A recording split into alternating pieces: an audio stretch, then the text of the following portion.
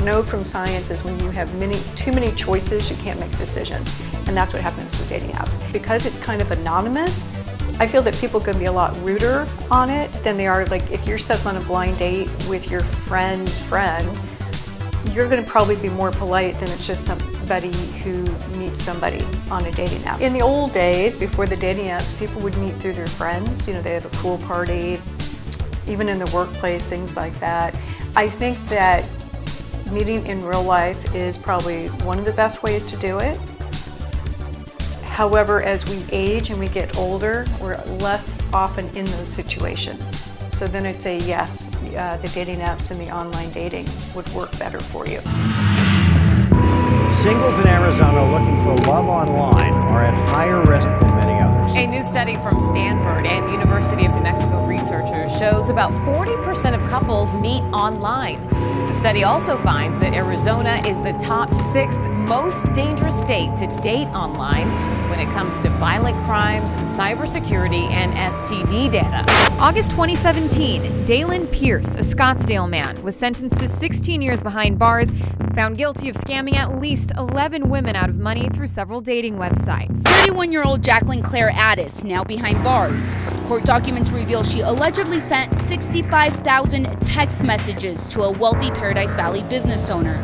The victim admits meeting the woman through an online dating website. I have had one woman in particular, after seeing my online profile, went and found my Instagram, went and looked at my locations where I was, and sometimes I'll tag where I am at places, and she actually showed up to the coffee shop where I was. She looked at me, we looked at each other for probably an hour, and then she left, and then I got a message on Bumble saying, "Hey, was that you at the coffee shop?"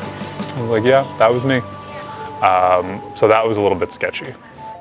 I think online dating is a little bit difficult because everybody's looking for something, and then those expectations get set pretty high. I practice divorce law. I meet with clients every day. I go to court a couple days a week. All my clients have my cell phone number, so they're texting me and calling me in the morning, trying to get advice and that kind of stuff. A busy schedule isn't really conducive to meeting people out and going out all the time, and I would say that's why I do online dating. I think if somebody wants to casually date, say they're out of a long-term relationship or they're so busy with their career that they really aren't looking for a long-term relationship, I think dating apps are great. You can meet a lot of different people. You can have some more short-term relationships, I think, again, if people are honest about that. But some of the problems with the dating apps, because of the quantity of people you can be matched with that come up as possible matches, people start putting in kind of ridiculous parameters or boundaries that, he has to be this tall, she needs to have dark hair or blue eyes, or some really kind of, things that get in their way of finding someone, and because they can just swipe and get somebody next. I just want low maintenance and a fun person. That's about it. Nice butt would be good, but that's neither here nor there. I don't have any of those lists like some people do online where it's like, you must have a job, you must, have 3 dogs, you must not be a narcissist. Like, I don't have any of those things because I think that just gets a little cumbersome. You start swiping and you see this person that you think, oh, might be perfect for you, and they've got these attributes, and then you swipe and it's not a match. And it's like, oh, okay, that's okay. There's a billion more people that I can swipe with. And eventually, if those matches don't line up the way you want them to, I think it's, at least for me, I start to look at that a little bit internally, like what's wrong with me? And then my standards start to go down, and I'm looking and swiping, and it's like, oh, this person's got one good eye, I guess that's okay. And then you kind of go from there. So I think the online dating aspect of it can lead to questioning kind of self-worth and that kind of stuff.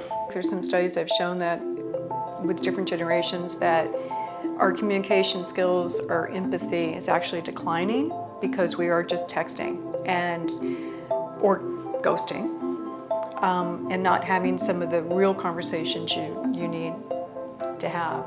I think that the technology, we can't read body language, we can't read eye contact, vocal tone. So most of the communication, most of the ways that we actually evaluate a communication is removed. It's simply words. I don't want I've had 5-hour first date dinners, and that is the most miserable experience that I could even imagine.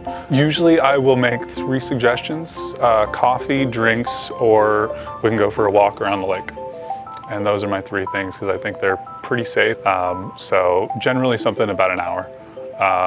And also in public, because I want whoever I'm going out with to feel safe and comfortable as well.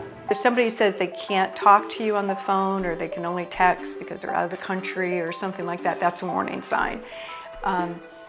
Anybody who has just like one photo, now that does happen, some people just do put one photo on, but it's a warning sign if someone just has a photo.